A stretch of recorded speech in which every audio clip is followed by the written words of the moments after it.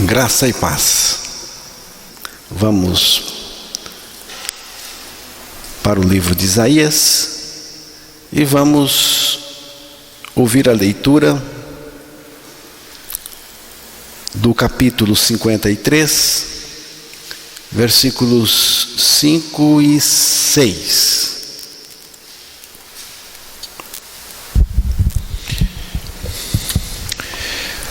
Mas ele foi traspassado pelas nossas transgressões e moído pelas nossas iniquidades. O castigo que nos traz a paz estava sobre ele, e pelas suas pisaduras fomos sarados. Todos nós andávamos desgarrados como ovelhas, cada um se desviava pelo caminho, mas o Senhor fez cair sobre ele a iniquidade de nós todos. Que Deus revele a sua palavra aos nossos corações. O texto que foi lido, o versículo 5, começa assim: mas ele quem? Jesus. Aí é Jesus Cristo, é Ele mesmo. Isaías faz uma descrição da obra do Calvário, da crucificação de Cristo, que viria ainda de uma maneira perfeita e muito detalhista. Só faltou mesmo a palavra cruz aí. Então, esse ele é Jesus. Eu gosto de pensar neste texto de uma maneira bem particular. Jesus foi ferido por causa das minhas transgressões e moído por causa das minhas iniquidades. O castigo que me traz a paz estava sobre ele, e pelas suas pisaduras fui sarado, fui curado do pecado, curado de mim mesmo. O Senhor fez cair sobre ele a minha iniquidade. Cristo, Jesus Cristo, nos fez morrer em seu corpo para nos libertar verdadeiramente do pecado e assim trazer a paz ao nosso interior. Vamos voltar novamente no versículo 6, Isaías 53, versículo 6. Todos nós andávamos desgarrados como ovelhas, cada um se desviava pelo caminho, mas o Senhor fez cair sobre ele a iniquidade de nós todos. Repare que a palavra iniquidade está no singular, mas não é uma iniquidade de uma pessoa só. Aí diz que o Senhor fez cair sobre ele a nossa iniquidade. Aí está no singular. Essa iniquidade é a mesma em todo o mundo. Trata-se da velha natureza, da natureza pecaminosa e pecadora, que é uma natureza má, ímpia e perversa. Todos são portadores dessa natureza. Agora, a sua manifestação, a manifestação dessa natureza, que é a mesma em todos, pode variar um pouco, de pessoa para pessoa, mas é a mesma em todos. O apóstolo Pedro também diz algo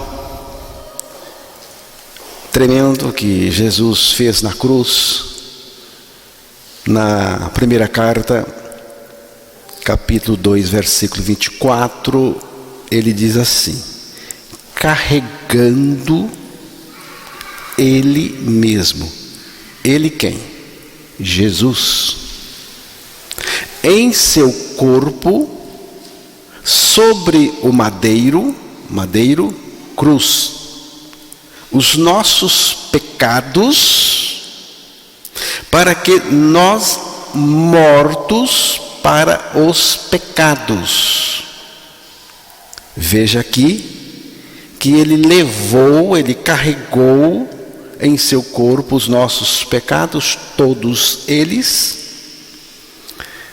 mas também nos levou com ele, porque aqui diz, para que nós, mortos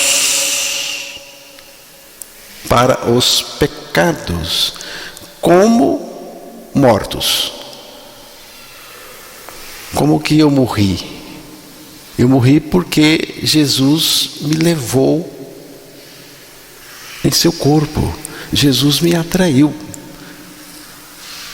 do ponto de vista espiritual, e ele me fez morrer com ele.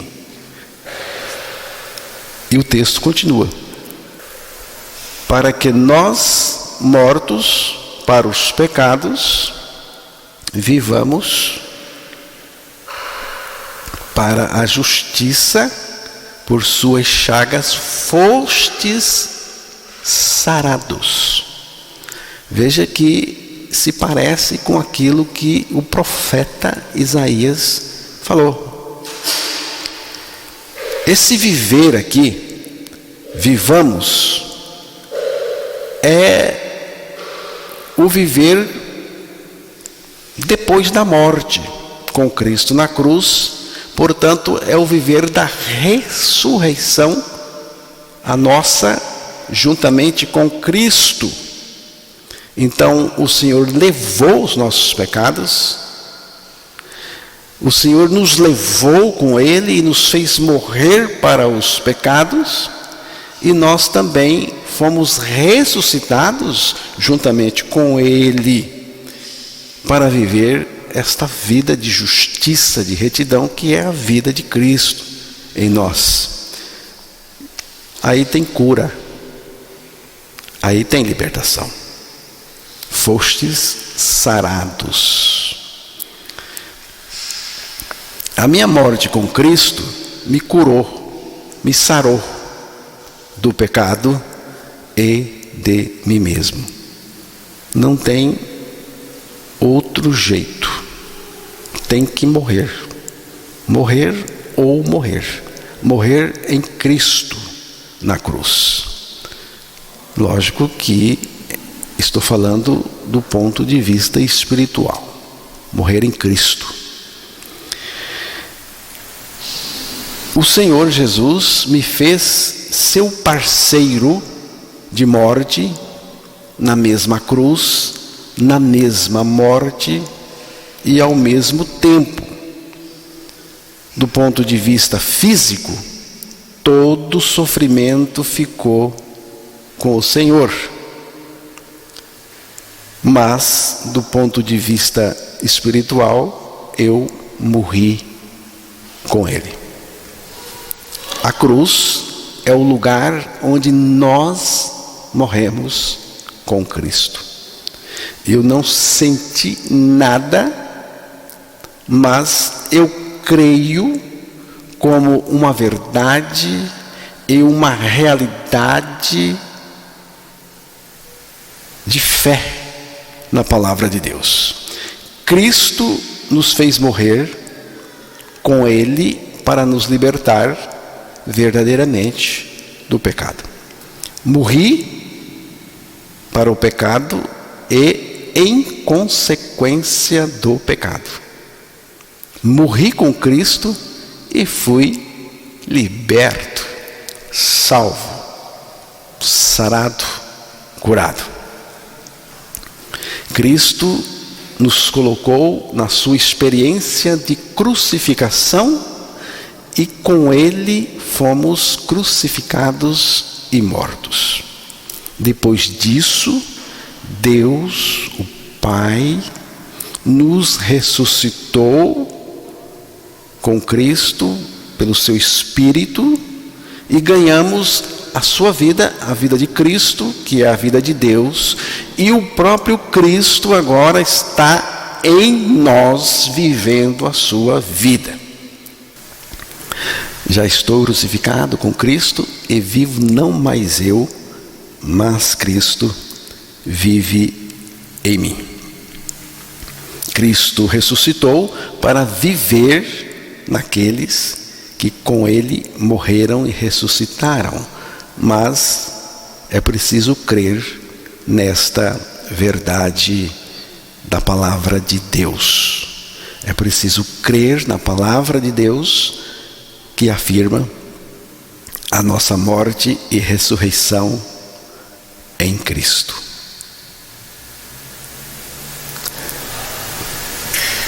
Saber que Cristo vive em nós é muito importante. Confessar que Cristo vive em nós é mais ainda.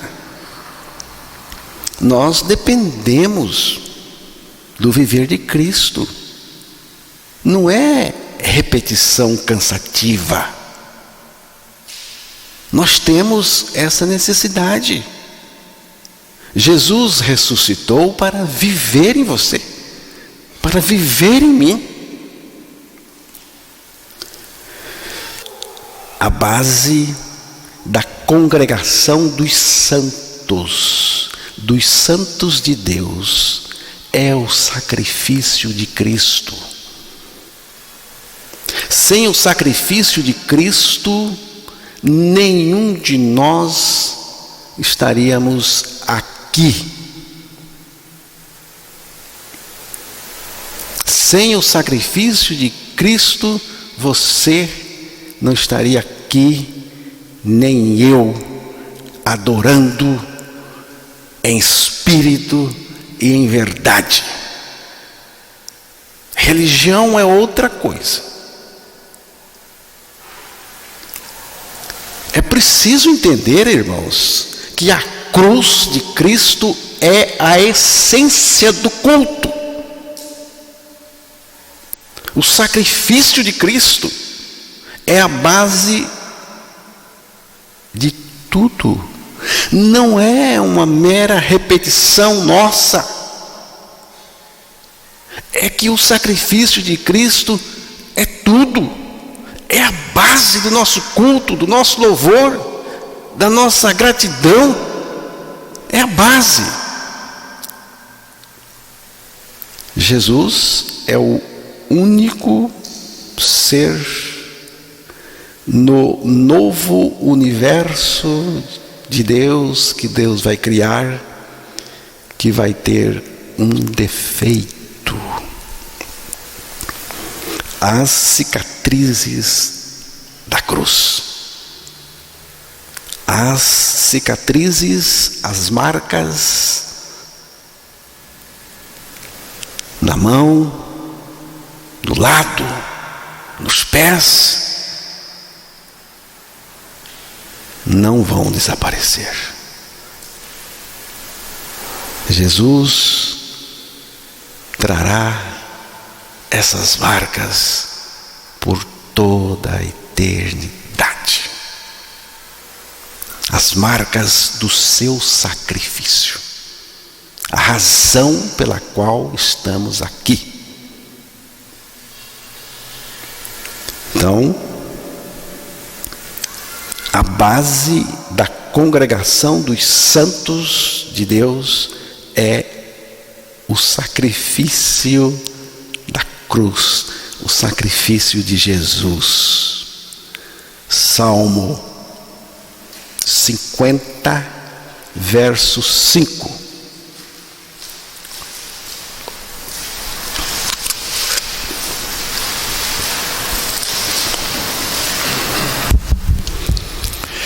Congregai os meus santos, os que comigo fizeram aliança por meio de sacrifícios. Congregai os meus santos, os que comigo fizeram aliança por meio de sacrifícios. Sacrifícios aqui se referem aos sacrifícios de animais que Deus instituiu e que apontavam para a cruz do Calvário, apontavam para a crucificação de Cristo. A palavra aliança, aí no texto, também estava apontando para a mesma coisa ou para o mesmo lugar, para o sacrifício de Cristo na cruz do Calvário. No Antigo Testamento era uma aliança provisória, mas na Nova Aliança do Novo Testamento é permanente e totalmente satisfatória. Todos aqueles sacrifícios de todos aqueles animais estavam falando de Jesus, do sacrifício dele na cruz. Estavam apontando para a crucificação de Cristo, o supremo sacrifício que resolve definitivamente e eficazmente a questão do pecado e o caso do pecador. Hebreus 9, 26.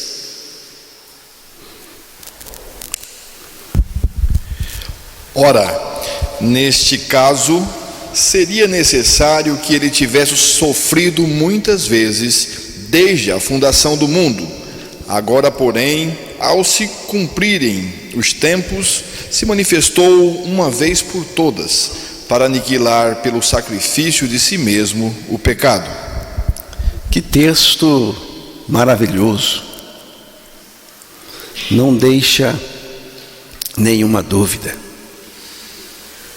Ora, neste caso, seria necessário que ele tivesse sofrido muitas vezes desde a fundação do mundo. Agora, porém, ao se cumprirem os tempos, se manifestou, está falando de Jesus, uma vez por todas, para aniquilar pelo sacrifício de si mesmo o pecado.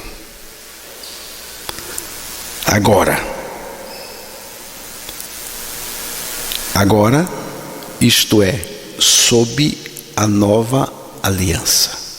E sob a nova aliança temos um sacrifício totalmente eficaz, suficiente, realizado uma vez por todas.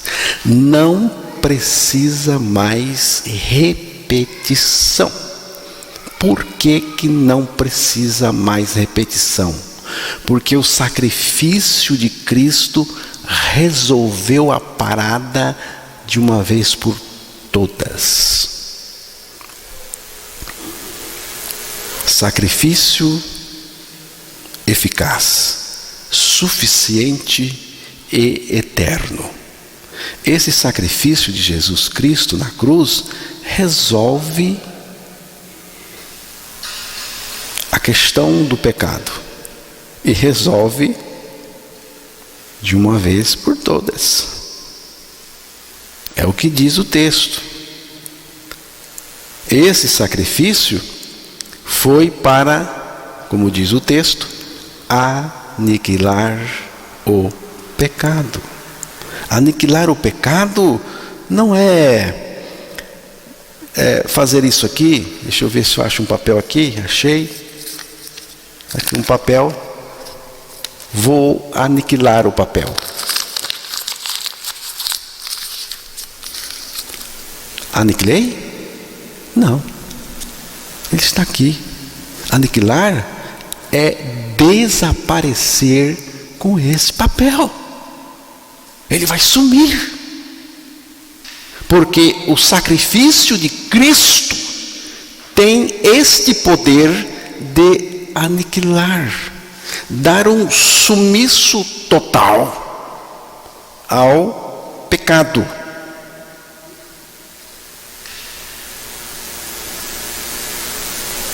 Aniquilar é pegar o pecado e dar-lhe um fim cabal e total, a ponto de não sobrar nada do pecado. O sacrifício de Cristo tem este poder. Você crê?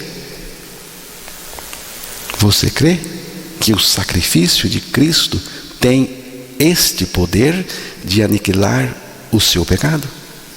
Você crê que Jesus aniquilou o seu pecado?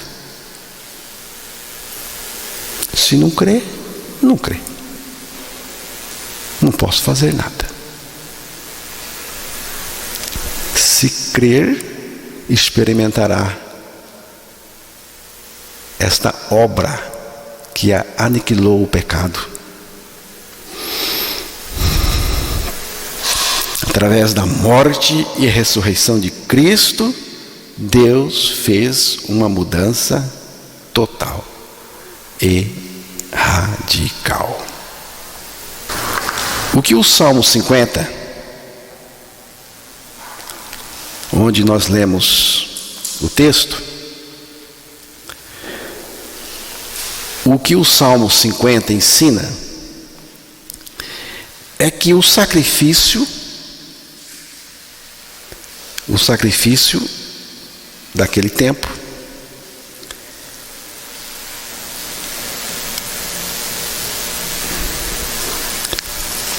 o que o Salmo 50 ensina é que o sacrifício que apontava para o sacrifício de Cristo, nós temos uma identificação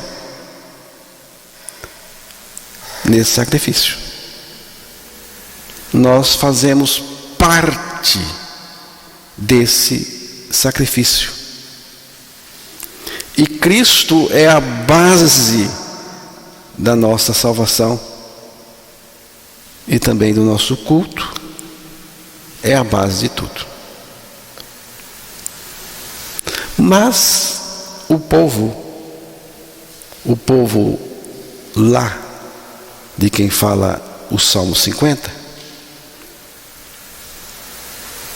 não entendeu isso e foi um desastre para eles. Como que eles se relacionavam com aqueles sacrifícios instituídos por Deus, sacrifícios que apontavam para Cristo? Como que eles se relacionavam com isso? É muito importante. Salmo 50, o versículo 7 até o 13, e preste bem atenção. Escuta, povo meu, e eu falarei, ó Israel, e eu testemunharei contra ti. Eu sou Deus, o teu Deus, não te repreendo pelos teus sacrifícios, nem pelos teus holocaustos, continuamente perante mim.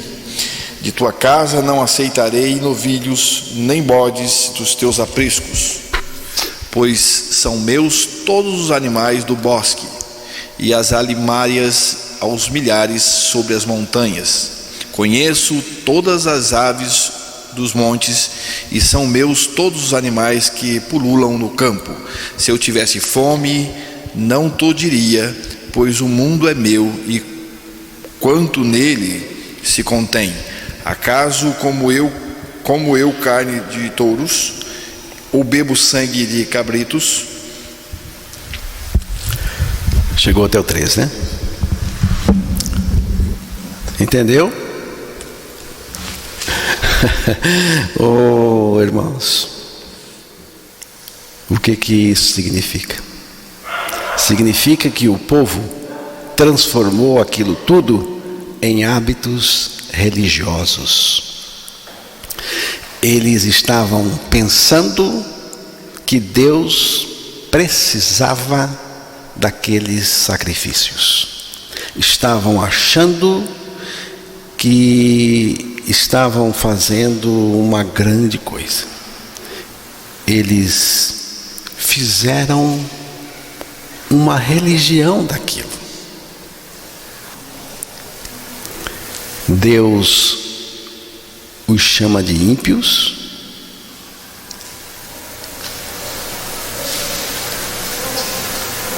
e também o culto é ímpio também. Salmos 50, 16 e 17. Mas ao ímpio diz Deus: de que te serve repetires os meus preceitos e teres nos lábios a minha aliança, uma vez que aborreces a disciplina e rejeitas as minhas palavras? Deus está dizendo o seguinte: vocês são ímpios. De que adianta isso? Isto mostra que eles não entenderam o propósito daqueles sacrifícios. Eles erraram no ponto principal.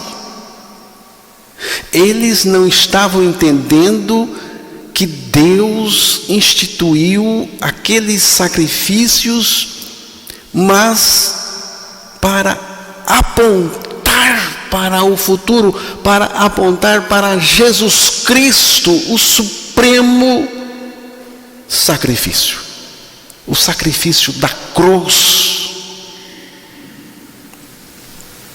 Eles não entenderam o que Deus queria. Salmo 50, verso 14. Oferece a Deus sacrifício de ações de graças e cumpre os teus votos para com o Altíssimo. É isso aí. Deus queria que eles fizessem aqueles sacrifícios com gratidão, porque aquele que viria, o Cordeiro de Deus que tira o pecado do mundo, porque aquele que viria para morrer por eles e levá-los a morrerem com ele, traria a bendita solução para a maior dificuldade deles, para o maior embaraço deles, o pecado. Deus instituiu aqueles sacrifícios para mostrar que Jesus viria.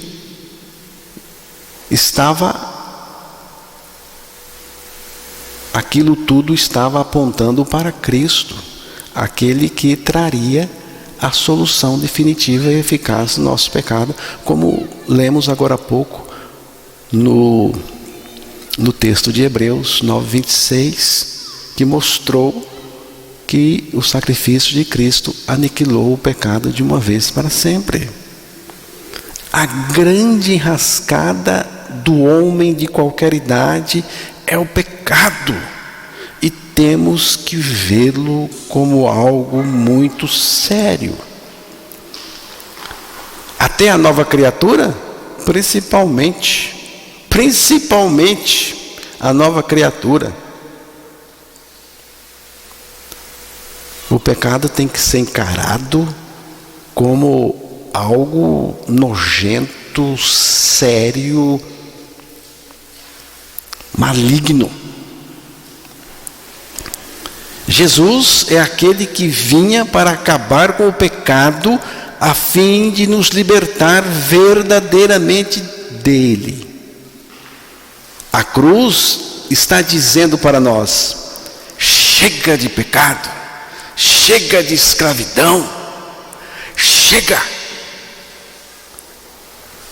Pois se o Filho vos libertar, verdadeiramente sereis livres. Se eles tivessem compreendido que aqueles sacrifícios apontavam para o supremo sacrifício de Cristo na cruz, como a grande salvação de Deus, de que tanto necessitavam, eles iriam agradecer a Deus por isso o tempo todo. A ideia era que eles oferecessem aqueles sacrifícios com gratidão, mas olhando e considerando aquele que viria para ser o sacrifício supremo, e sem mais necessidade de ser repetido, porque resolveria de uma vez por todas a questão do pecado e o caso do pecador.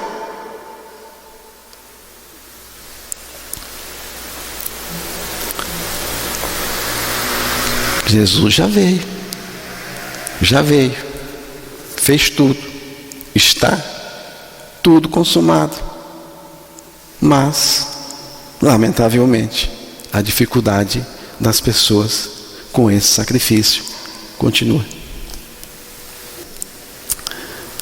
A maioria pensa que Jesus morreu no lugar deles, que Jesus morreu no nosso lugar.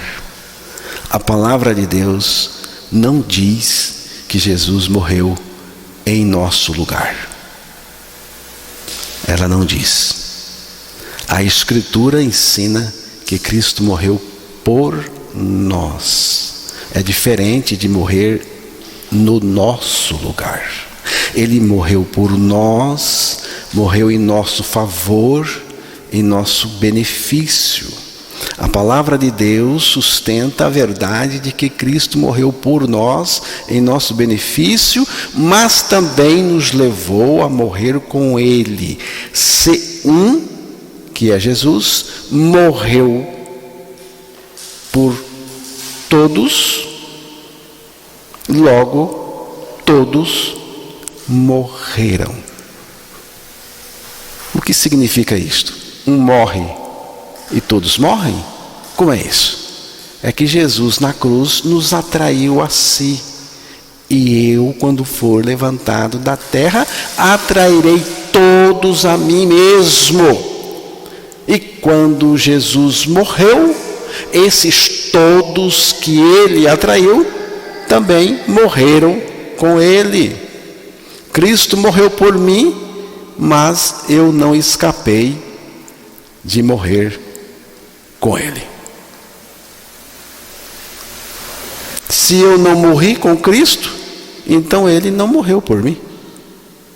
Porque se ele morreu por mim, a palavra do Senhor diz que eu morri com ele. Se um morreu por todos, não no lugar de todos, logo todos morreram. Eu não escapei da morte, eu morri com Cristo. Ele, Jesus, nos substituiu fisicamente, mas espiritualmente eu morri com Ele. Ele nos substituiu fisicamente, mas espiritualmente nós todos morremos com Ele. A palavra de Deus apresenta de uma maneira inquestionável a nossa identificação com Cristo na sua morte na cruz. Fala-se muito, canta-se muito que devemos estar ao pé da cruz. Mas a palavra de Deus não fala nada sobre isso. Ao contrário, a palavra de Deus afirma que nós estamos crucificados com Cristo. Não ficamos lá embaixo, ao pé da cruz, mas sim em cima, em Cristo, crucificado com Ele. Esta é a solução de Deus para mim, para nós. A nossa morte com Cristo coloca tudo nos eixos. Tudo. Por isso que temos que pregar a nossa morte com Cristo, nossa ressurreição com Cristo e Ele vivendo em nós. A igreja não precisa de mais nada senão estar crucificada com Cristo e o Cristo ressurreto vivendo nela. Satanás tinha todo o interesse de tirar Jesus da cruz. Remover Jesus da cruz foi a tática ardilosa de Satanás.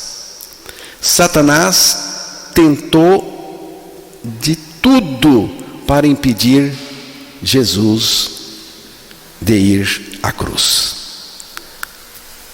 Satanás promoveu a morte dos infantes no tempo do rei Herodes, o Grande, na tentativa de matar o menino Jesus.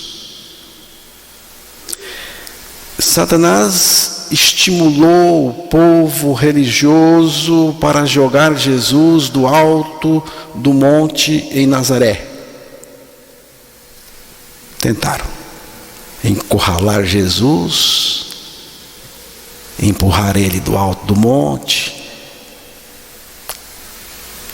Depois que estivesse lá machucado, cobrir ele na pedra. Satanás estimulou.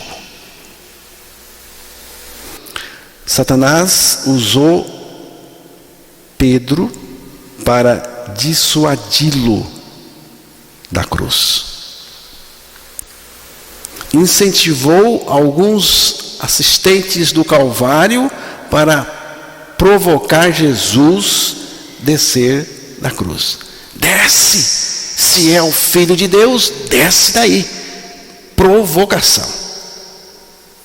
Satanás sabia muito bem que quando Cristo morresse na cruz, a sua cabeça seria esmagada. O pecador crucificado e um ponto final seria colocado no poder do pecado. Satanás estava desesperado.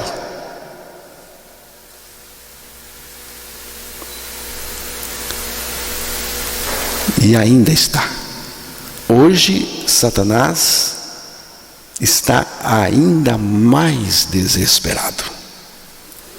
Hoje ele está ainda mais desesperado porque sabe que pouco tempo lhe resta para ser banido de vez do universo de Deus.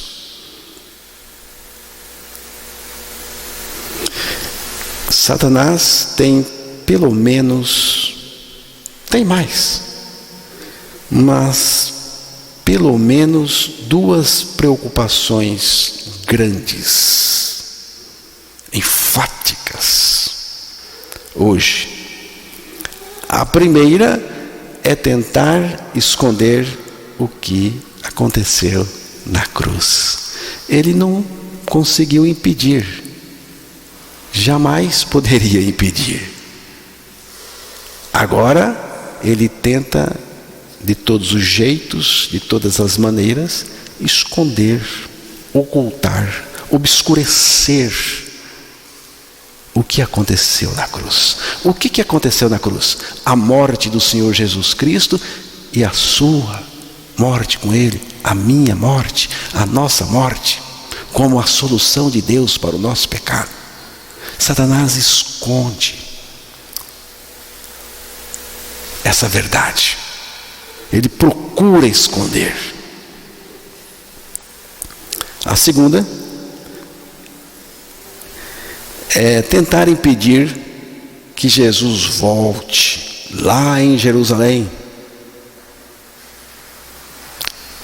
Época em que ele será acorrentado e lançado no abismo por 1000 anos. Ele sabe disso. Então, Satanás não brinca em serviço. Satanás pode ser acusado de tudo, pode ser chamado de tudo. Mentiroso, mentiroso ele é. É mais do que mentiroso, ele é o pai da mentira. É assassino, é sanguinário, é cruel. Ele é. Tem uma lista grande. Mas tem uma coisa que você não pode acusar Satanás. Ele não é preguiçoso. Ele trabalha de dia e de noite contra o Evangelho, o Deus deste século. Então, vamos agradecer a Deus, vamos adorar a Deus pelo sacrifício de Cristo. É a base do nosso culto. Amém?